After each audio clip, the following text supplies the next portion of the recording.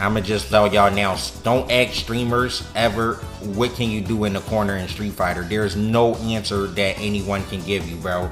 Hey, what's up everybody? Today we're going to be talking about an interesting post that I saw on the Street Fighter Reddit. But let's actually pull up this post and let's see what the person was actually talking about. So this post basically says, am I seriously just forced to guess every time I block a Ken normal where he immediately goes into Jinrai, or am I fundamentally misunderstanding something? This is a scrub quote wine post, yes, but I can't find definite answers on how to deal with his pressure, so I'd love to be educated even if the tone of this post is whiny. Thank you. So I get it, especially for diamond players. This can be a really kind of frustrating thing to deal with, like Jinrai, things like that. The overhead is 18 frames, so reactable but probably not punishing it on reaction. What's reactable but not punishing it on reaction? Which one is it? Also, again, not to throw shade, but if you're telling a diamond player to react to an 18 frame overhead, to you, my good sir, I say ha, and may I add, ha. I don't think that's gonna happen. I didn't see anybody really mention this, and this is why I'm talking about it, because it's not so much Jinrai as it is mix-ups in general. What I want you guys to think about is, yes, Ken gets an easy-ish mix-up from getting in. And if you don't have an OD reversal, it's a little bit harder to deal with it because then you have to rely on fuzzy things, but then Ken has other options too and things like that.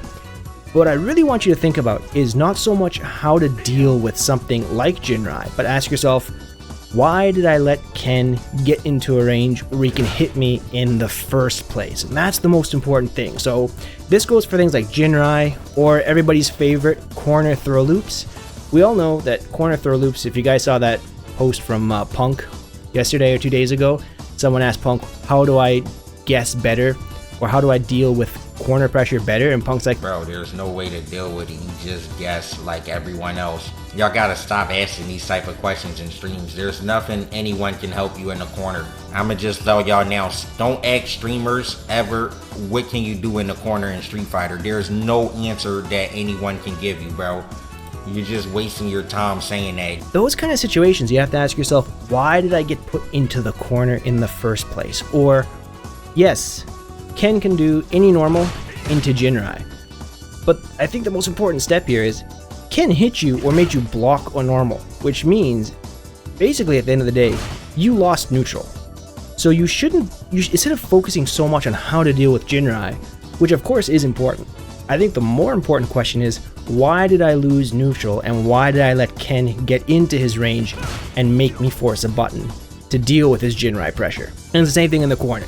Yes, you can work on corner defense, you can come up with better strategies like things like fuzzy jab, jumping forward, backdash against the throw, but you're guessing at a disadvantage there, and the attacker has the advantage. I think the better thing to ask yourself is, why did I get put into the corner in the first place, or why did I lose neutral against Ken, or any character for that matter?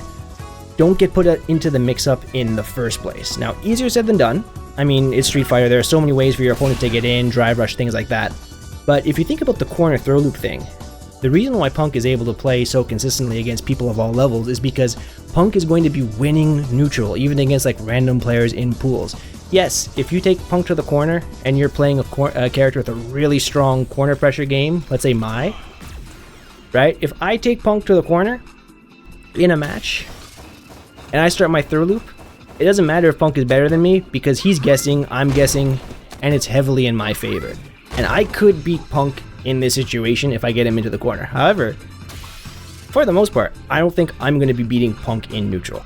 Now, I'm not to downplay myself too much as a player, but I'm just going to say I'm willing to bet that Punk's neutral is better than mine. Right? I'm not making top 8s consistently, so Punk's neutral is better than mine. And that's why Punk's able to play more consistently, because he's winning neutral more. So if you're a person who's in like Diamond, Master, High Master, whatever, anything like that, and you're focusing too much on the mix, I think it's more important to think more about why did you lose in neutral first, because if you're winning neutral more, you're going to have to deal with less mix-up situations. And if this is still kind of hard for you to understand, I think a really easy way to kind of visualize this and kind of see what it is kind of like fighting a grappler. Zangief. This mix-up sucks. Blocking the headbutt, right? Because now you have tons of guessing to do. Is he going to do crouching light kick into this, and do a combo? Is he going to do this into command grab? It sucks. But against a grappler kind of thing, you don't want to be in this position. You kind of already screwed up by letting him get this close and landing this on you. Either he jumped in and did this, or he drive rushed in and you let him do this kind of thing, or he threw you and he got into range. But at the end of the day, for a character like Zangief to get into this kind of range and do this to you, it just means that you lost neutral. Right? Now, of course, there are tons of neutral skips in Street Fighter 6, but still, right? You lost neutral. So instead of thinking so much about how do I defend against this better, which you can't really do because it's just a guess on your part between command grab, frame trap, or whatever, think, why did I lose neutral? Watch your replays, check what happened, and see where the holes in your neutral game are. And once you fix those holes, you'll be in these kind of pure guess situations less often. And that'll make you become a better player, and that'll improve your win rate because now you're guessing less because you're not letting your opponent get in and you're not losing neutral. So I don't know, I just kind of wanted to give my perspective on that. I think a lot of kind of like lower rank players always think about the mix-up, but they're not really focusing too much about why did they lose neutral or why did the opponent get in the first place. And that's kind of something I want you guys to think about, and something really, I think it's just important for fighting games in general. If you're winning neutral, you're not going to be putting into guess situations very often. But if you're losing neutral, you're going to be guessing all day, and then you're playing real Street Fighter 6, and we don't want to do that. Hold on, see. So the opposite spectrum, when you're against a zoner, you need to win neutral by getting into your threat range and avoid the fireball range. Against fireball characters, it's a little bit different, because against fireball characters, there are so many different things you can do.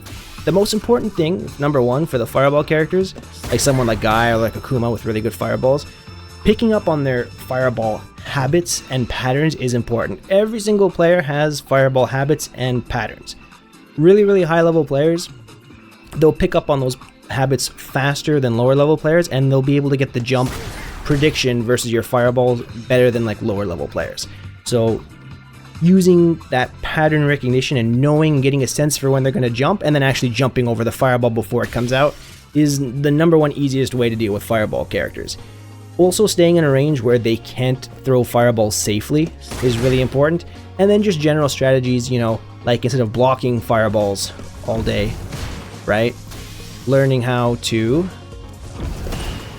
at least parry, but in a perfect world, you would be able to perfect parry these and walk forward, or perfect parry them and cancel into a move that allow you to punish your opponent. So basically, perfect parry and walk forward, you know, perfect parry, walk forward, getting a feel for their fireball timings and jumping when you think it's going to come out. Or if you have a character that has anti-fireball moves, getting into a range that makes it scary for your opponent to throw a fireball and makes the risk much more significant for them, you know. Staying at a range where you can kind of threaten with this and make your opponent scared to throw fireballs is also good if you play a character with anti-fireball tools, but not everyone does. But again, it all comes down to neutral, right? So I think that's one of the most important things. Let me know in the comments if that's something you've thought about, if something you've applied to your game, and I just basically hope that tip helps you out. Anyways guys, if you enjoyed that video, don't forget to like and subscribe, and as always, thank you all so very much for watching. I'll see you in the next one. Peace.